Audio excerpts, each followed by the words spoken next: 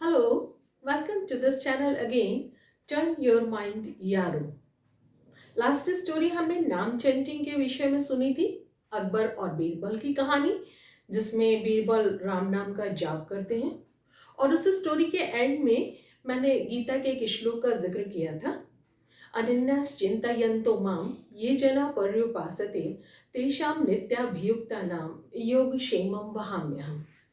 गीता के इस श्लोक में भगवान श्री कृष्ण ने अपने सभी भक्तों को ये प्रॉमिस किया, आश्वासन दिया कि जो भी व्यक्ति मुझे अनन्य भाव से पूजा करते हैं, उपासना करते हैं, उनकी मैं हर आवश्यकता को पूर्ण करता हूँ। हर प्रकार से उनके कुशल क्षेम को मैं खुद देखता हूँ। इस श्लोक को हम एक स्टोरी के माध्यम से समझते हैं। एक बार एक शिप समुद्र में जा रहा था और किसी समुद्री तूफान में घिर गया। जितने भी लोग उस शिप पर थे, सभी लोग इधर उधर हो गए, कोई भी नहीं बचा। उनमें से केवल दो व्यक्ति थे जिनको थोड़ा तैरना आता था और हिम्मत करके वो तैरते हुए एक आइलैंड तक पहुंच गए। जब आइलैंड पर पहुंचकर उन्होंने देखा तो वो बहुत छोटा सा कुछ डेजर्ट जैसी जगह थी और वहां पर कोई भी जीव जंतु, इंसान, पेड़ पौधे कुछ भी दिखाई नहीं दे रहा था। वो दो अजनबी व्यक्ति जो एक साथ तैरते हुए उस आइलैंड तक पहुंचे थे, कुछ देर तो एक दूसरे के साथ बात करते रहे और जल्दी ही उनको समझ आ गया कि यहाँ ऐसी हालत में तो सिर्फ एक वो गॉड ही है जो उनकी हेल्प कर सकता है। कुछ देर आपस में साथ बैठे, उन्होंने चर्चा की कि अब आगे क्या करेंगे। दूर दूर तक पानी नजर आ रहा था और कुछ भी उनको सहारा नहीं दिख रहा था। तो उन्होंने डिसाइड किया कि ऐसे में जब केवल गॉड ही एक सहारा है, तो ऐसा करते हैं हम दोनों लोग अलग अलग प्रेयर करते हैं। शायद किसी की प्रेयर में तो ऐसी पावर होगी जो गॉड आकर हेल्प करेंगे।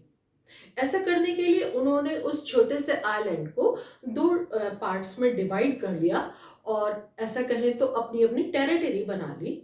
अब इस स्टोरी को हम पर्सन 1 और पर्सन 2 की तरीके से समझ सकते हैं। एक पोर्शन में पर्सन 1 था, दूसरे पोर्शन में पर्सन 2 था। पूरा दिन बीत गया। नेक्स्ट डे तक ऑब्वियसली भूख लग रही होगी, तो सबने उन दोनों ने ही, मतलब कहे तो पहली बार जो चीज मांगी होगी, ऐसा अंदाजा लगाते कि खाने की बात मांगी होगी, विश किया होगा भगवान बहुत भूख लग रही है। तो जो पर्सन 1 था, उसके एरिया में उसको एक फ्रूट का ट्री नजर आया और उसने उसमें से फल तोड़ के खाने शुरू कर दिए। और जब खा लिए तो उसने देखा कि जो पर्सन 2 है, उसके एरिया में तो कुछ भी नहीं है। वो वैसे के वैसी अभी भी वीरान पड़ा हुआ है, बंजर है, वहाँ कुछ भी नहीं है।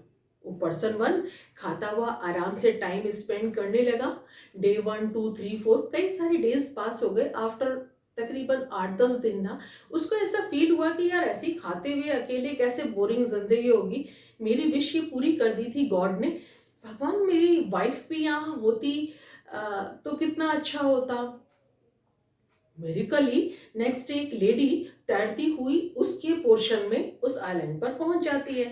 वो दोनों साथ रहने लगते हैं, टाइम स्पेंड करने लगते हैं। उस व्यक्ति को लगा, पर्सन 1 को, कि उसकी सारी विशेस, प्रेयर्स भगवान फुलफिल कर रहे हैं।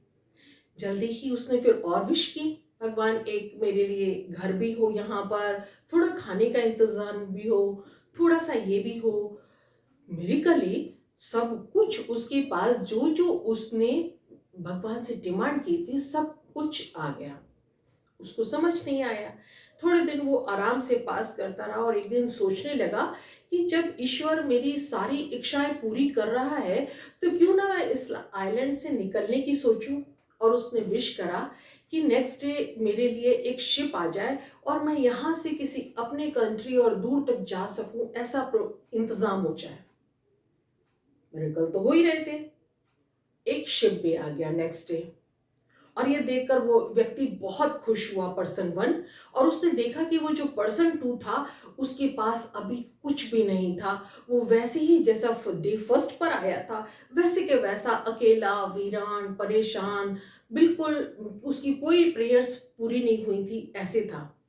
वो पर्सन 1 सोचने लगा कि मैं अपनी वाइफ को लेता हूँ और अपना जो मेरे पास थोड़ा बहुत भी सामान है मैं तो यहाँ से चला, और ये कितना अनलकी है जो पर्सन 2 है, मैं इसको साथ नहीं ले जाऊंगा, कहीं ये साथ रहा और इसकी जो विशेस पूरी नहीं होती हैं इसका असर मुझ पे ना पड़ जाए।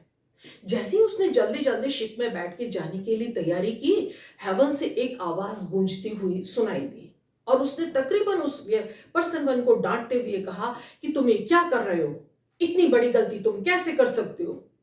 वो उतनी आवाज को सुनकर चौंक कर रुक गया। उसने बोला, आप कौन? उस आवाज ने फिर बोला, पता है तुम्हें, वो जिस व्यक्ति को तुम छोड़कर जा रहे हो, सिर्फ उसकी प्रेयर्स के कारण तुम्हारी सारी प्रेयर्स मैंने पूरी की हैं। अब तो पर्सन 1 बोला, ऐसा कैसे हो सकता है, मुझे दिखाई दे रहा है कि वो कितना अनलकी पर्सन है, उसकी एक भी प्रेयर पूरी नहीं हुई है। भगवान ने उसको फिर डांटा। उस आवाज ने, जो आवाज गूंज रही थी, उस आवाज ने उसको फिर से डांटा कि जी नहीं, मैंने किसी की भी व्यक्ति की जो इच्छा पूरी की है तो वो व्यक्ति है जिसकी इच्छाओं को मैंने पूरा किया है। अब तो वो पर्सन 1 जो था वो बिल्कुल हैरान हो गया। बोला, ऐसा भी उसने क्या मांग लिया था जो उसके मांगने के कारण मेरी विशेस पूरी हो गई। वो आवाज ने गूंजते हुए कहा कि वो पर्सन 2 सिर्फ ये प्रेयर कर रहा था कि हे भगवान, वो जो पर्सन 1 दूसरा व्यक्ति वो जो कुछ मांग रहा है उसकी सारी प्रेयर्स को पूरा कर देना। कहने का मतलब ये कि जब निष्काम भाव से प्रेयर्स की जाती हैं, जो अनन्य भाव हो और साथ में निष्काम भाव हो, जिसमें सिर्फ अपना फायदा ना हो, ईश्वर उन प्रार्थनाओं को जल्दी सुनते हैं। हमारे साथ लाइफ में ऐसा ही होता है। बहुत अच्छी अच्छी क्षणों को हम बिताते हैं और हमें पता भी नहीं होता कि किसकी विशेस हैं जिनके कारण आज हम सुख देख रहे हैं।